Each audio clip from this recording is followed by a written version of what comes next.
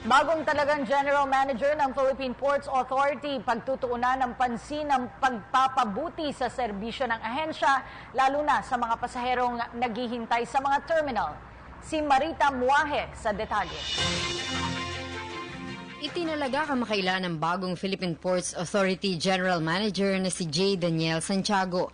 Ayon kay Santiago, ilan sa mga prioridad niya sa kanyang pag-upo sa PPA ay ang kaligtasan ng mga pasahero sa mga terminal. But I would want to concentrate on, especially within the first 100 days, is to make sure that we follow all safety protocols in all our passenger terminals. The marching orders of the President and Secretary Art is to make sure that no untoward incidents happen during our watch. Plano nito na maglagay ng mga monitors sa mga terminals kung saan ay magpapalabas ng mga infomercials tungkol sa seguridad na maaaring sundin ng mga pasahero. Pipilitin din naman ng gawing kaaya-aya at magandang eksperyensya para sa mga pasahero ang paggamit sa mga terminals at pagsakay sa mga barko sa kanilang pagbiyahe.